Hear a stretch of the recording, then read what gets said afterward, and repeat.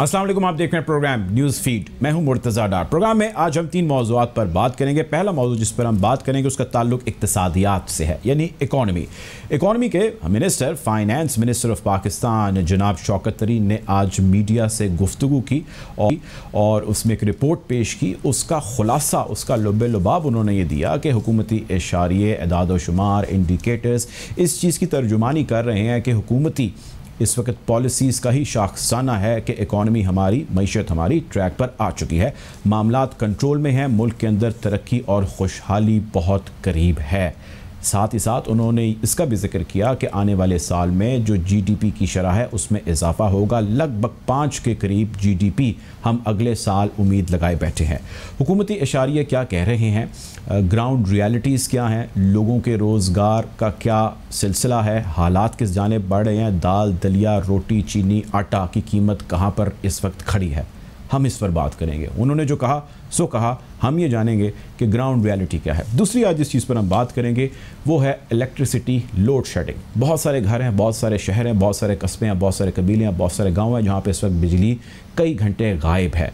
4 से 6 घंटे कहीं रिपोर्ट किया जा रहा है, कहीं 6 से 8 घंटे रिपोर्ट किया जा रहा है, कहीं 8 से 10 घंटे रिपोर्ट किया जा रहा है। शिकायत बढ़ती चली जा रही हैं। ये वक्त बहुत पुराना नहीं जब हुकूमत का ये दावा था, ये कहना था कि बिजली सरप्लस है हमारे पास और हमें इसकी मद में बहुत सारे पैसे हैं जो देने पड़ते हैं इसको कंटेन, इसको रिटेन करने के हवाले से जो डील्स यहाँ पर प्रीवियस गवर्नमेंट पाकिस्तान मुस्लिम लीग नून की कर चुकी है। सो बिजली अगर सरप्लस थी तो अब ये शॉर्टफॉल कैसा और बिजली क्यों गायब है, इंडस्ट्री को क्या इससे कोई खदशा लाहिक हो सकता है, चंद ही दिनों में इस पर बात करेंगे। तीसरी आज हम बात करेंगे पॉलिटिशियंस के पॉलिटिकल कम एथिकल कंडक्ट के हवाले से। एक वाक़या पेश आया जिसमें मुआविन ख़ुसूसी फिरदौस आशिक अवान साहिबा ने गालियाँ भी दी और उन्होंने ज़दकोब भी किया। मंदोखेल साहब को पाकिस्तान पीपल्स पार्टी के रहनुमा एक टॉक शो के अंदर ही हुआ।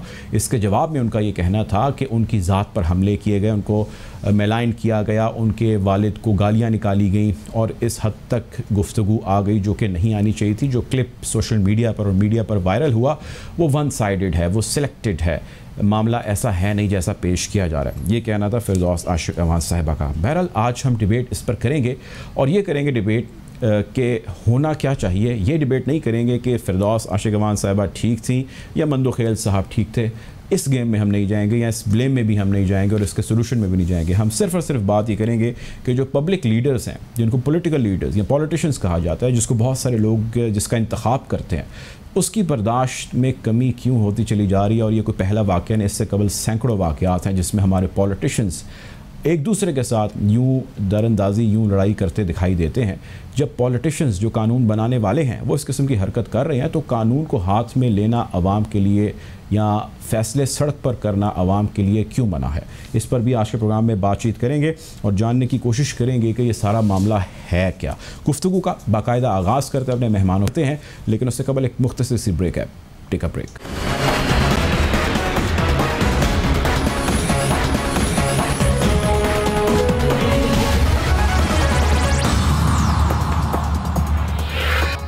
Welcome back after the break. Programme में हमें ज्वाइन कर रहे हैं आदिल शाहजेब, जर्नलिस्ट हैं, एनालिस्ट हैं। Welcome to the show Adil.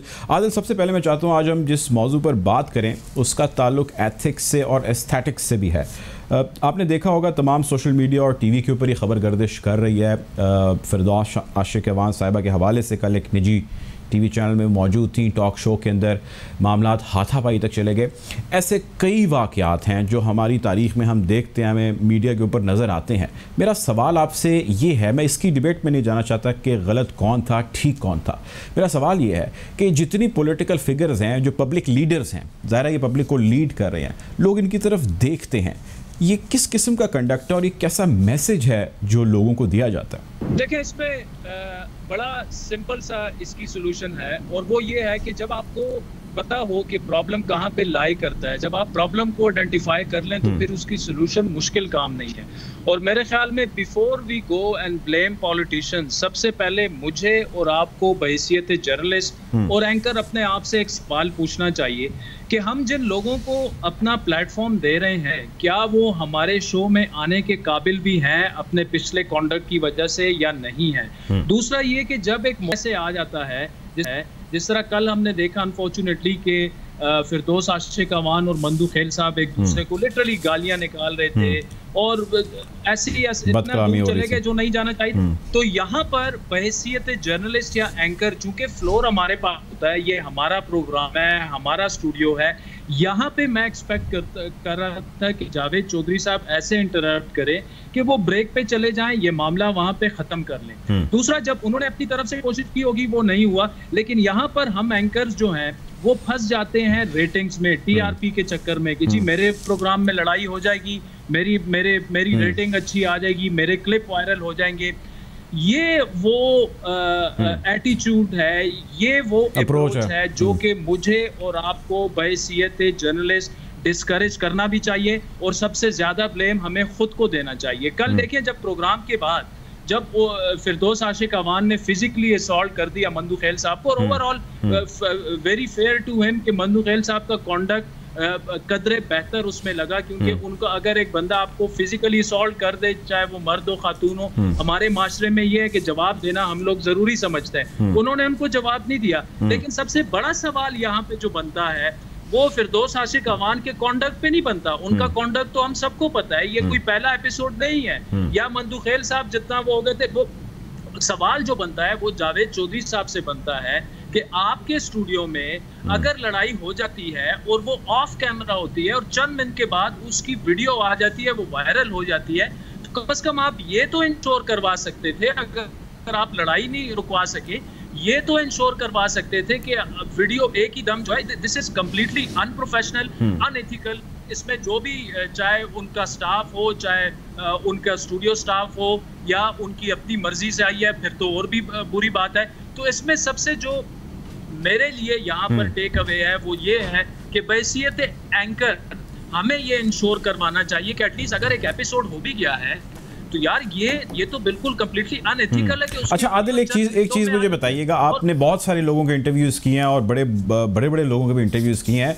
मेरा सवाल ये है कि जाहिर है जब हम इतने इंटरव्यूज़ करते हैं, लोगों से मिलते हैं, उनको जानते हैं, पहचानते हैं, उनकी शख्सियत के बारे में इल्म होता है, सियासतदान के बारे में ख्याल ये किया जाता है कि ये शॉर्ट टेम्पर्ड नहीं हो सकते क्योंकि उन्होंने हर किस्म का मसला देखना है। अब अगर आप सियासतदान हैं और आप एक मनसब पर भी फाइज हैं, आप एक हुकूमत का भी हिस्सा हैं, तो आप पे तो जिम्मेदारी शायद दुगनी या तिगनी जो है वो ज़्यादा आयद होने लग जाती है। शॉर्ट टेम्पर्डनेस परफॉर्मेंस का ना होना है, या इसके पीछे कोई ज़ातियात हैं जो इससे जुड़ी हैं, या ये एक रस्म है जो हमारे यहाँ ऐसे ही चल पड़ी है, कल्चर बन चुका है कि जो जितना बदमाश है उसकी बात में उतना ही दम है और उतना ही ठीक है।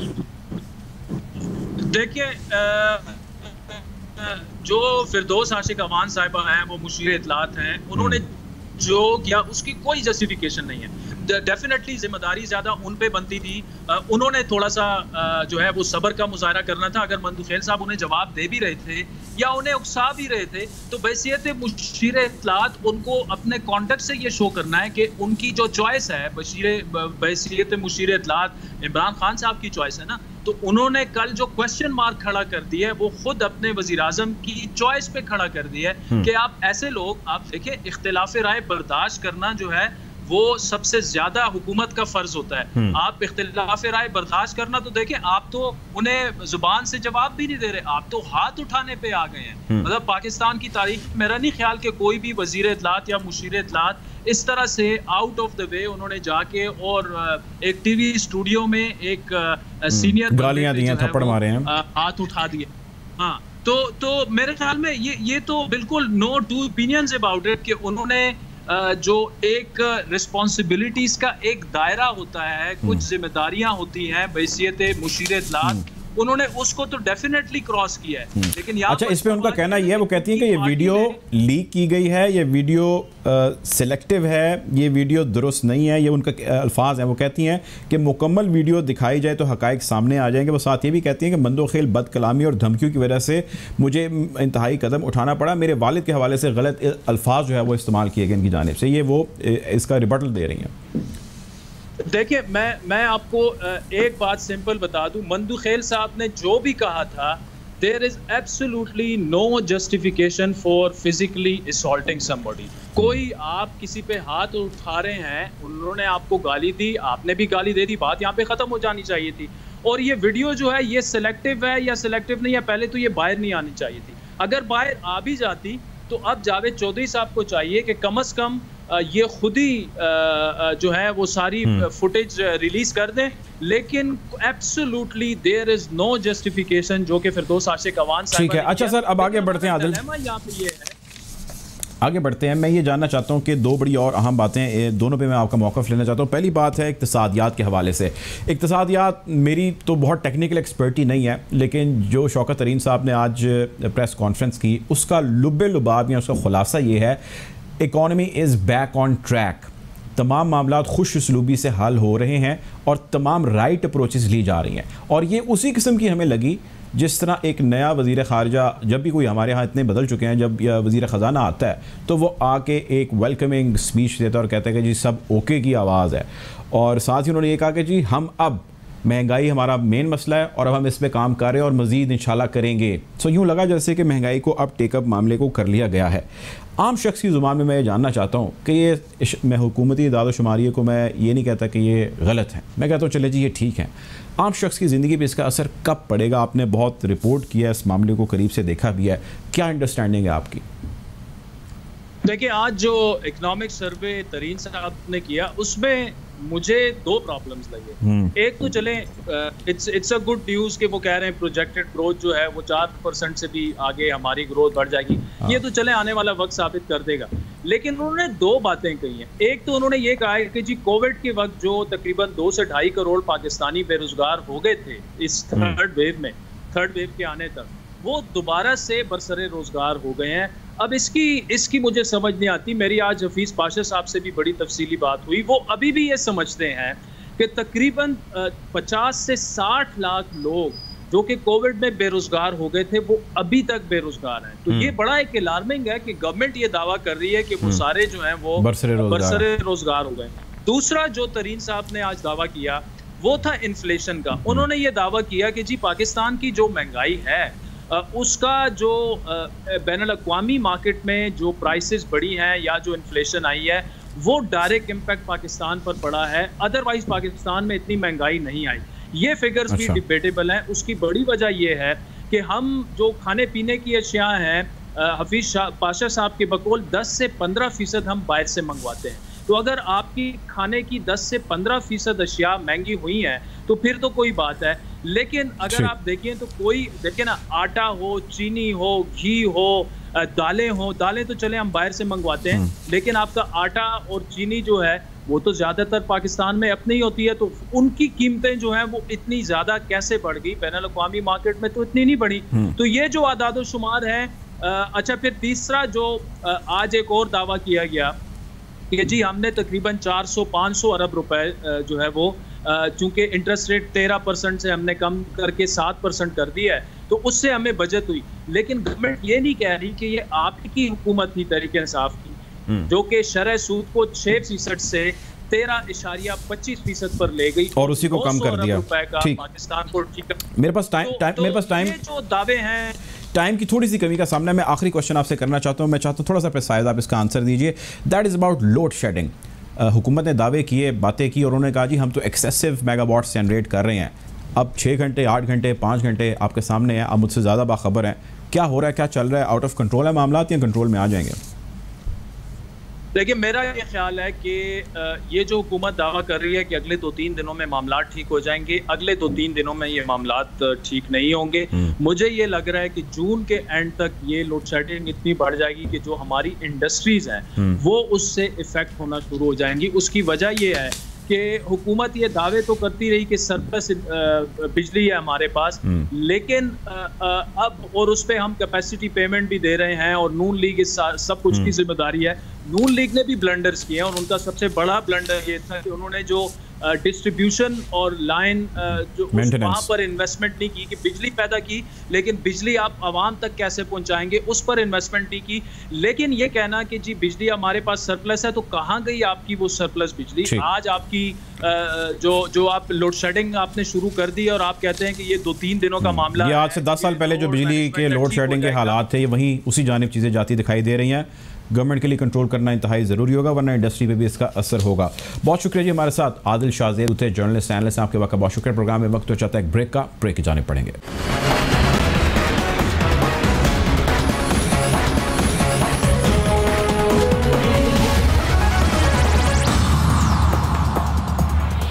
Welcome back after the break. Programme में हम बात कर रहे हैं मुल्की सियासी सूरत हाल के हवाले से, हुकूमती अच्छे इंडिकेटर्स जो इकनॉमिक हैं उसके हवाले से भी, कुछ लोड शेडिंग के मसले का भी जिक्र चल पड़ा, और साथ ही साथ हमने कुछ पॉलिटिकल एथिक्स के हवाले से भी पॉलिटिशियंस के बात आज छेड़ ली है। प्रोग्राम में हमें ज्वाइन कर रहे हैं बैरिस्टर आमिर हसन साहब, पाकिस्तान पीपल्स पार्टी के रहनुमा हैं।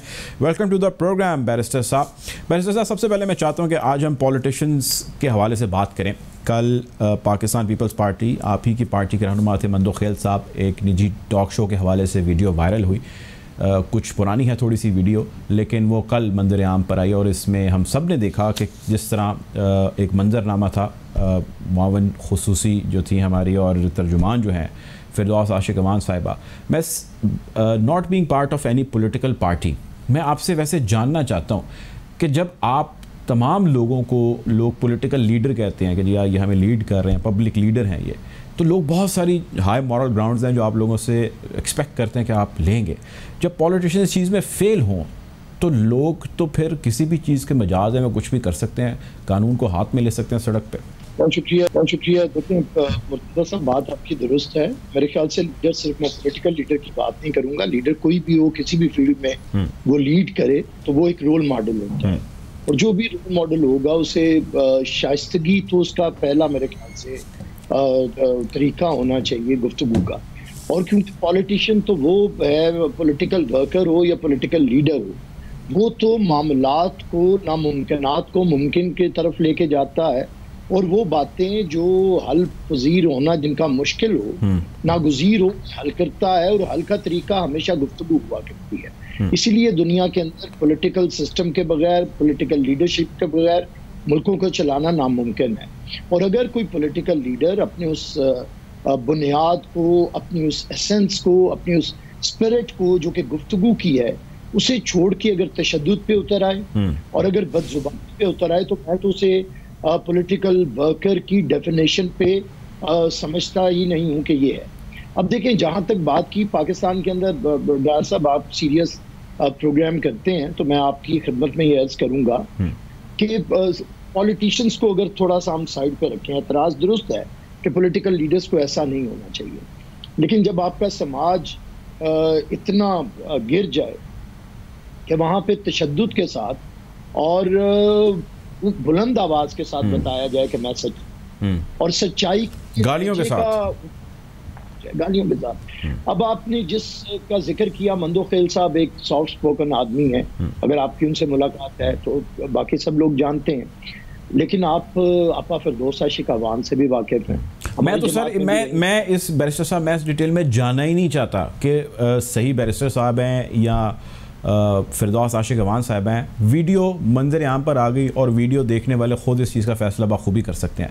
मैं सिर्फ ये डिबेट चाहता हूँ कि हम ये जनरेट करें लोगों के लिए कि जब हम यूँ कानून को हाथ में लेंगे तो हम क्या लोगों को ऑथराइज़ नहीं करेंगे कि वो भी ये कर सकते हैं? भाई हमारे जो लेजिस्लेटर हैं, जो हमारे कानून बनाने वाले हैं, जो असम्बली में जाते हैं कानून पास करते हैं और उस पर काम करते हैं, जब वो ये कर रहे हैं तो बाकियों को क्या मसला है? और दूसरी चीज़ ये कि आप अपोजिशन का हिस्सा हों या आप हुकूमत का हिस्सा हो, बर्दाश्त ही तो है जो आपको चाहिए। अगर पॉलिटिशियंस के अंदर बर्दाश्त ही नहीं है, वो एक दूसरे को ही नहीं सुन पा रहे, कोई अवाम तो बैठी नहीं यहाँ पे, वो एक दूसरे को नहीं सुन पा रहे और हाथा पे कर रहे हैं, तो सोचें अवाम के साथ क्या करते होंगे। देखें डॉक्टर साहब, अगर तो पीपल्स पार्टी की रवैये की, मैं रवैये की बात करता हूँ कि सबसे ज़्यादा पाकिस्तान के अंदर अगर किसी शख्स को क्रिटिसाइज किया गया है तो वो फॉर्मर प्रेसिडेंट है, प्रेसिडेंट आसिफ अली जरदारी। और आपको याद होगा गालिब के अगर दो मिसरे के हर एक बात पे कहते हो तुम कि तू क्या है, तुम ही कहो ये अंदाज़े गुफ्तगू क्या है। जो अंदाज़े गुफ्तगू प्रेसिडेंट आसिफ अली जरदारी के साथ इख्तियार किया गया, हम कभी पलट के जवाब नहीं दिया। ये पॉलिटिकल लीडरशिप का, पॉलिटिकल पार्टी का रवैया।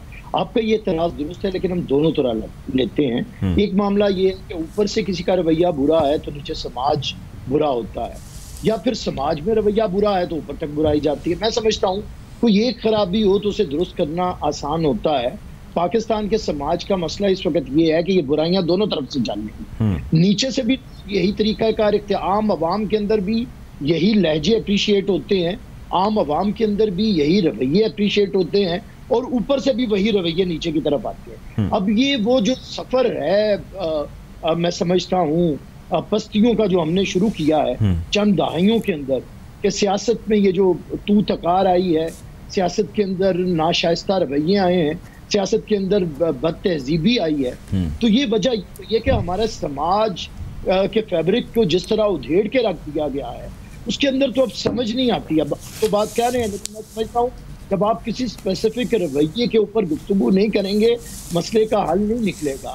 अभी भी आप अगर सोशल मीडिया पे जाएं तो बहुत से लोग अप्रिशिएट कर रहे हैं आमने खुसूसी की उस बात का। ये है वो रवैया। आपको पता है प्राइम मिनिस्टर भी उसे अप्रिशिएट करेंगे, कैबिनेट के अंदर भी अप्रिसिएशन होगी। अच्छा, और बदकिस्मती इवन पॉलिटिकल पार्टीज के अंदर भी होंगी। इसमें डॉक्टर साहब बतौर पॉलिटिकल वर्कर मैं समझता हूं कि मेरी चॉइस पाकिस्तान पीपल्स पार्टी की जो है, उसकी एक वजह यह भी है कि पीपल्स पार्टी के पास शाइस्ता रवैये हैं। हमने मोहतरमा बेनज़ीर भुट्टो की क़यादत में इस पाकिस्तान में जो 30 साल स्ट्रगल देखी है पॉलिटिकल, उसमें उनकी ज़ात पीपल पार्टी से ही आई है सर। वैसे फिरदौस आपा सब जानते हैं, तोहफा आया है कहीं मेड इन पीपल पार्टी। सब नहीं, ऐसे लोग किसी के नहीं होते। कि जो एम्बिशियस लोग होते हैं, नजरिए से दूर होते हैं, वो हर मौसम। चलें ठीक है, चल ठीक है सर, पॉइंट आगे बढ़ते हैं। मैं चाहता हूँ थोड़ा सा ज़रा पॉलिटिकल डिस्कशन भी करें। आज फाइनेंस मिनिस्टर ने मीडिया टॉक की और उसका खुलासा मैं आपको दे देता हूँ। उन्होंने ये कहा कि अभी जो हुकूमती इंडिकेटर्स हैं वो काफ़ी बेहतर आने लग गए हैं, इकॉनमी इज़ ऑन ट्रैक, आम शख्स की ज़िंदगी पे इसका असर जल्द पड़ने लग जाएगा। एक इशारा हुकूमत का और भी है, फाइनेंस मिनिस्ट्री का है, और वो बल्कि क्लियर है। वो कहते हैं, खुल के कहते हैं कि इसकी सबसे बड़ी जिम्मेदारी प्रीवियस गवर्नमेंट्स पर है, जिन्होंने इस मुल्क का तहस नहस कर दिया। महंगे कर्जे लिए उन्होंने, ज़्यादा इंटरेस्ट पे कर्जे लिए उन्होंने, को प्रोजेक्ट्स नहीं लगाए, ग्रोथ के लिए नहीं काम किया, आवाम के लिए काम नहीं किया, मसनूई तरीके से डॉलर को रोक के रखा, और समेत ऐसी लिस्ट बहुत लंबी है जो चलती जाती है। आप लोगों ने ऐसा क्यों नहीं किया सर? सारी बातें तो गलत नहीं होंगी उनकी, खुल के बताएं, इसमें क्या शर्माने वाली क्या बात है? डॉक्टर साहब, पाकिस्तान कभी किसी को 0 मीटर नहीं मिला। ये आसान बातें हैं पिछली हुकूमतों के ऊपर। कोई भी गवर्नमेंट 0 मीटर नहीं मिलती सर। मैं समझता हूँ इतनी किसी को नहीं मिलती, मिली नहीं कभी किसी को। जिन्ना साहब को जो पहली हुकूमत मिली थी, उस हुकूमत के अंदर आपको पता है कि हमारे पास तो कोई फाइनेंसेस नहीं थे। यहाँ पे पाकिस्तान के अंदर जो मामलात आ रहे थे वो आपके सामने है, लेकिन मुल्क चला। फिर जब शहीद जुल्फ़िकार अली भुट्टो को पाकिस्तान मिला तो वो एक टूटा हुआ पाकिस्तान था, मोरल अवाम का गिरा हुआ था, शिकस्त खुर्दा कौम थी, लेकिन उन्होंने विद इन 28 डेज इसे एटमी पार की। सर आपको तो बड़ा हेल्दी मिला था, मियाँ साहब ने बड़ा आपको तगड़ा दिया था पाकिस्तान। मियाँ साहब ने दिया था तगड़ा, हमें तो मुशर्रफ का मुशर्रफ ने तो कंटिन्यूटी की ना मियाँ साहब की। मुशर्रफ ने कहा कि जो मियाँ साहब ने किया, मैं वो तो फारिग था, मैं इसको तगड़ा कर रहा हूँ, तगड़ा करके इनको हैंड ओवर कर रहा हूँ। तो मुशर्रफ का जो मिला था डॉक्टर साहब, उसके अंदर तो इकोनॉमी का जो हाल था वो आपके सामने है। IMF के मुलाजिमीन के जरिए, जैसे कि आज चलाया जा रहा है, शौकत अजीज से पहले वो जो थे, शौकत अजीज साहब के जरिए जैसे चला, और इकोनॉमी का जो हाल हुआ, पॉलिटिकल स्टेबिलिटी का जो हाल था, अमन व अमान का जो हाल था, वो आपके सामने है। पाकिस्तान पीपल्स पार्टी के दौर में ये था कि इस्लामाबाद से उस तरफ पहाड़ों पे दहशतगर्द बैठे हैं और किसी वक्त भी कब्जा कर सकते हैं, और आपकी बेसिस किसके कंट्रोल में थी, आप क्या कर रहे थे, वो एक खुली हकीकत है, ओपन सीक्रेट है, उसमें तो कोई छुपी बात नहीं। लेकिन पीपल्स पार्टी के दौर के अंदर आपकी जो एक्सपोर्ट्स हैं वो पहली दफा बढ़ी। पीपल्स पार्टी के दौर के अंदर आपने महंगाई को कंट्रोल किया, और आम आदमी की इनकम में 59%, अब ये तो सारे फिगर्स आ गए हैं, पीपल्स पार्टी ने आम आदमी की इनकम के अंदर 59% इजाफा किया, और जिसमें खास तौर पे मुलाजमीन की तनख्वाहों के अंदर 150% इजाफा, और जो पेंशनर्स थे उसमें 180% तक इजाफा किया। सर हालात इतने ख़राब क्यों हुए? देखें, आप अपने इंडिकेटर सारे अच्छे बता रहे हैं, हुकूमत अपने अच्छे बता रही है, वो आप पे इल्ज़ाम लगा रहे हैं, आप इन पे इल्ज़ाम लगा रहे हैं, हालात क्यों बेहतर नहीं हुए? आम शख्स की ज़िंदगी मसले में है। आप आटा, दाल, चीनी, दाल, दलिया लेने जाएँ तो कीमत का अंदाज़ा होता है कि जी कहाँ पहुँच गए मामलात, किसने किए हैं ख़राब? देखिए, वजूहात सबकी हो सकती हैं। पहली वजह तो ये है कि इस मुल्क को अब सिक्योरिटी स्टेट से जाना पड़ेगा वेलफेयर स्टेट की तरफ, जो जिन्ना साहब ने 11 अगस्त 1947 की तकरीर में फैसला किया था। ये एक बहुत बड़ी रुकावट है। इसे कैसे दूर करना है? पॉलिटिशियंस को बैठना है, मुल्क के तमाम इदारों को बैठना है कि अब हम एक एटमी ताकत हैं, अगर दुश्मन हमारी तरफ मैली आंख से देखेगा तो हम उसे कंट्रोल कर सकते हैं, हमारे पास मौजूद है कैपेबिलिटी। तो अब हमें वेलफेयर स्टेट की तरफ जाना है, जो कि इसकी बुनियाद थी। वो कैसे जाना है पढ़ेंगे। सेकेंडली, मैं समझता हूँ बढ़ती हुई आबादी और फिर आवाम का तरजीह ना होना। आज भी देखिए, आज मसाइल ये हैं कि इस बजट के अंदर हुकूमत हेल्थ के लिए 3.3 रख रही है और एजुकेशन के लिए 5.5% रख रही है। और इसके बाद दूसरे मामलात के अंदर देखें और बजट में 38% का इजाफा कर रही है अपने चौथे साल के अंदर। अब जिस मुल्क को कोरोना का सामना हो और जहां पे हेल्थ फैसिलिटीज इंफ्रास्ट्रक्चर आपके सामने है, वो प्राइम मिनिस्टर जो कहा करता था कि मैं तालीम का एक सा निज़ाम लाऊंगा, ये टाट वाले ख़त्म करूंगा, मदरसे ख़त्म करूंगा, एचईसन नहीं होगा, एक साथ निज़ाम साहब आपने भी बातें सुनी थी। अब चौथे साल के अंदर अगर आप उसकी तरफ एक कदम भी बढ़ा नहीं सकते हैं और कोसने आप पिछली हुकूमतों को, तो जनाब आपको 500 साल तो मिलेंगे नहीं। बिल्कुल ठीक है, आपको 500 साल नहीं मिलेंगे। बैरिस्टर आमिर हसन साहब हमारे साथ मौजूद थे। हमारे पास वक्त की कमी का सामना है, बहुत बहुत शुक्रिया आपका। उनका कहना यह है कि पिछली हुकूमतों की ऊपर उंगली उठाना, ब्लेम करना इज़ नॉट द आंसर। आपको परफॉर्म करना होगा। चौथा साल आपका करीब करीब है, शुरू होने जा रहा है, आप परफॉर्म नहीं कर पा रहे और आप ब्लेम गेम में चले गए, जो कि एक बात गलत है। बहरहाल जी, बैरिस्टर आमिर साहब का बहुत शुक्रिया। प्रोग्राम में वक्त हो चाहता है ब्रेक का, ब्रेक की जाने पड़ेंगे।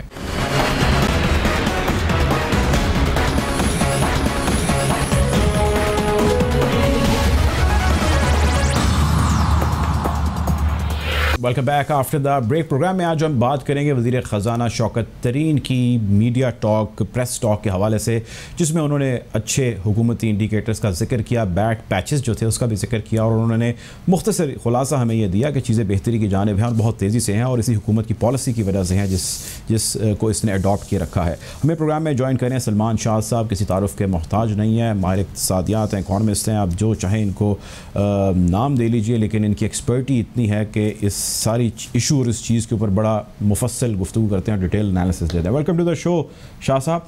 सर, आज बातें तो उन्होंने बहुत सारी की तरीन साहब ने, लेकिन एक बात उन्होंने ये की कि हम तनख्वाहदार तबके पर मज़ीद बोझ नहीं डालेंगे।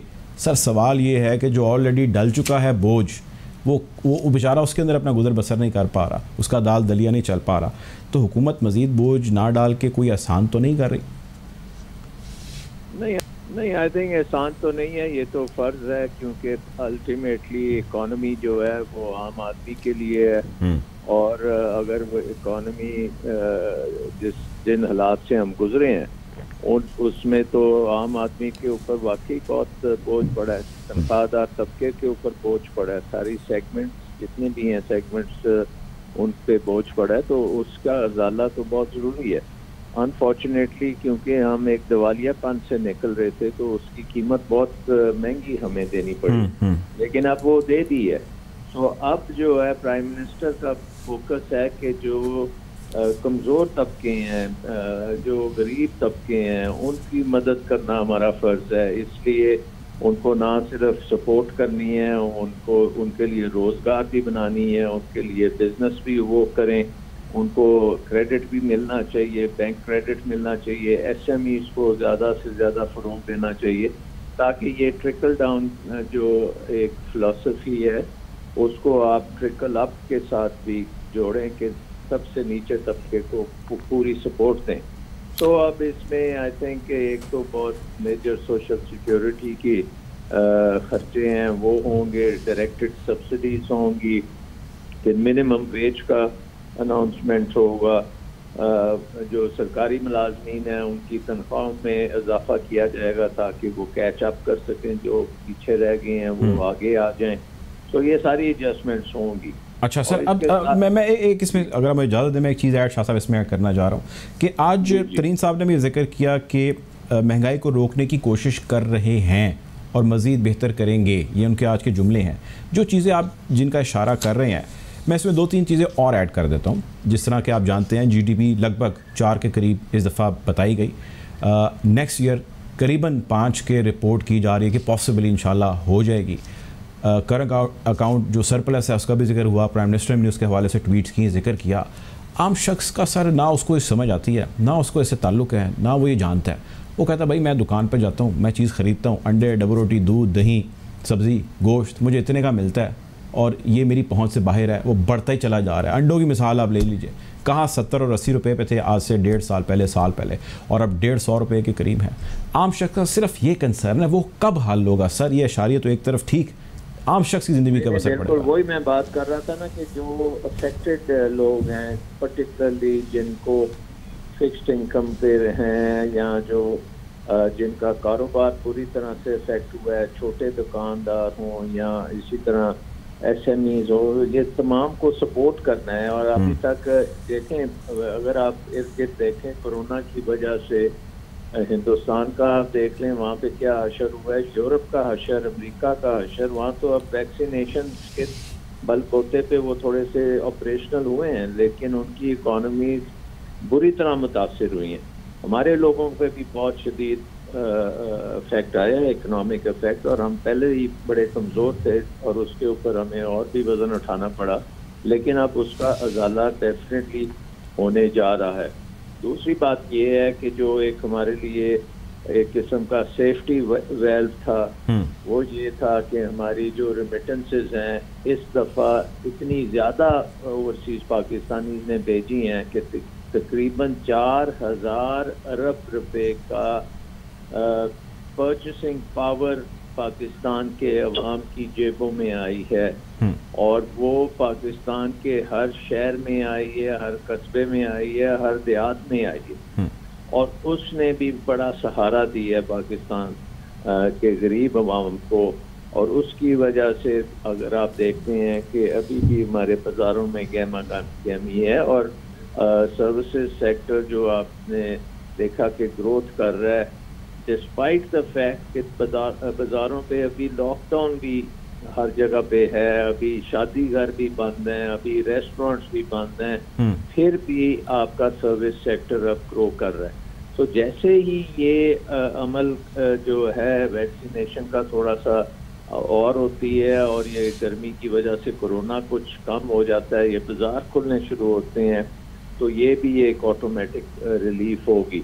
लेकिन एक बात आपको याद रखनी चाहिए कि बहुत अरसे से हमारी जो रूरल इकॉनमी है, देहाती इकॉनमी है, उसमें हमने बड़ी कम कीमतें दी हैं किसान को उसके मेजर क्रॉप्स के लिए, शुगर केन हो या गंदम हो, कि ये उसने नुकसान उठाया, और उस नुकसान पहली दफ़ा है कि चीज़ें बेहतरी की जानिब हो रही है। सलमान शाह साहब, वक्त की कमी का हमें सामना है। बहुत शुक्रिया आपका प्रोग्राम में वक्त देने के लिए। आपसे इंशाल्लाह जल्द मुलाकात ज़रूर होगी। ख्याल रखिएगा। अल्लाह हाफ़िज़।